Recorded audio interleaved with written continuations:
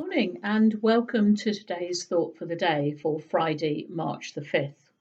My name is Ruth Crosland and I'm a licensed lay minister currently doing a placement within the Avon Valley Church's benefice in the northwest corner of the New Forest in Hampshire. I hope you're well and feeling a little hopeful as we move towards the signs of spring. Today, I'd like us to consider rainbows, and that, in fact, is why I'm wearing my rainbow shirt, usually reserved for Greenbelt Festival. But I thought today was the day to get it out of the wardrobe and share some ideas about rainbows with you. Firstly, I'm going to talk about some of the myths and legends of rainbows, and then have a quick scamper through the biblical references before thinking about how rainbows are used as symbols in our modern world.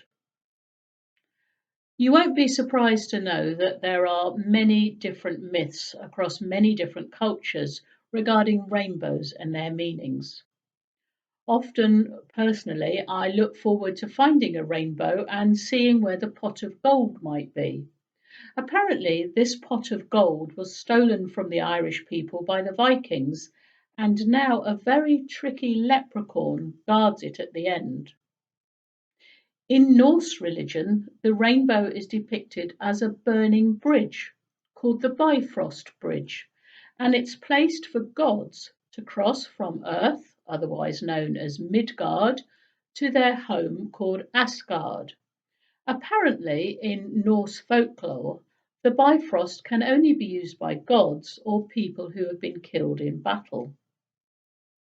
There is a legend within the Japanese culture that rainbows allow deceased ancestors to come back to Earth, and the Navajo people believe their rainbow is a path for holy spirits. In Hindu mythology, the rainbow is depicted as an archer's bow. Indira, the god of war and thunder, uses the rainbow to shoot arrows of lightning. In Greek and Roman times, it was believed that rainbows were a path created by the goddess of the rainbow Iris, linking us to the immortals. And even though rainbows figure predominantly in the myths and religions of so many cultures throughout history, no one had any idea what the heck they were until the 17th century. Homer, the Greek epic poet, believed that rainbows were made of a single colour, and that colour was purple. The word rainbow comes from the Latin arcus pluvius, meaning rainy arc.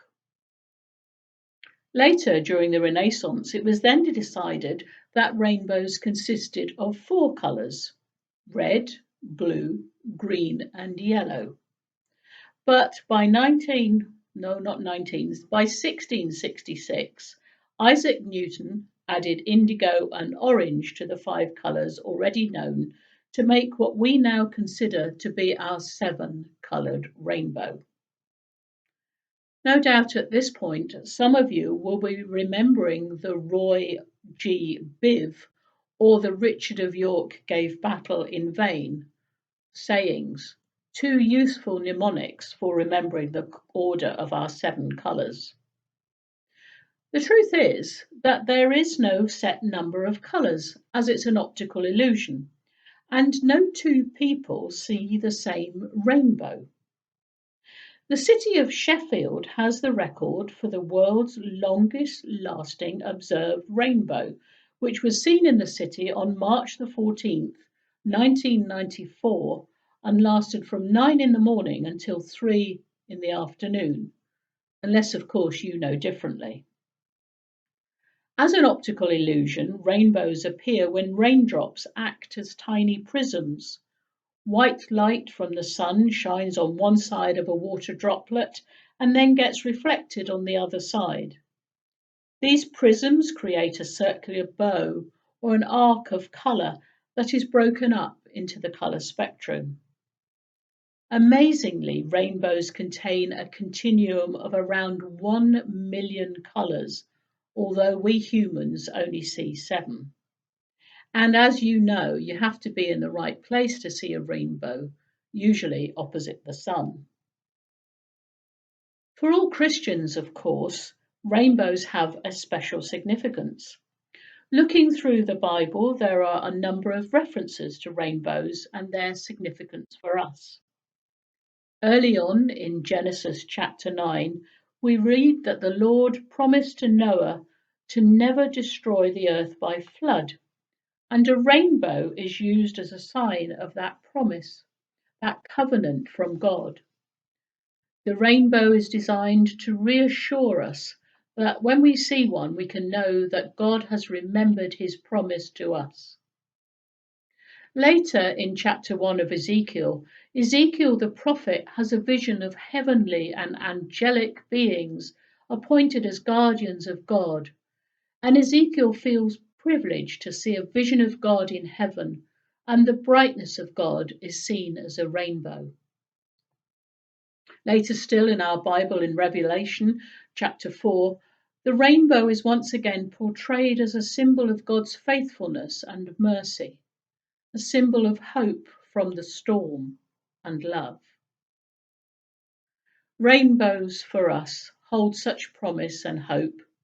There are three, perhaps overarching, if you'll excuse the pun, meanings of rainbows in the Bible. Firstly, they reflect God's promise to us. Secondly, they reflect the symbol of God as creator of the earth and nature. And perhaps too, they signify a bridge from earth to heaven. So I wonder what you think of when you hear the word rainbow. Perhaps it's the famous song originally sung by Judy Garland in The Wizard of Oz. Perhaps it's Rainbow Brownies, the junior group who start early. Perhaps it's a rainbow salad or a rainbow of vegetables and fruit that we're supposed to eat. More likely, it might be the Rainbow Centre, the place where AVC, amongst other community groups, has an office. A former manse, apparently, of the Fordingbridge United Reformed Church, named by their junior church, with meeting rooms now identified by different colours of the rainbow. As yet, I have to get inside. So, rainbows as symbols have also been adopted by many civil rights groups to advocate for the need for togetherness and equality.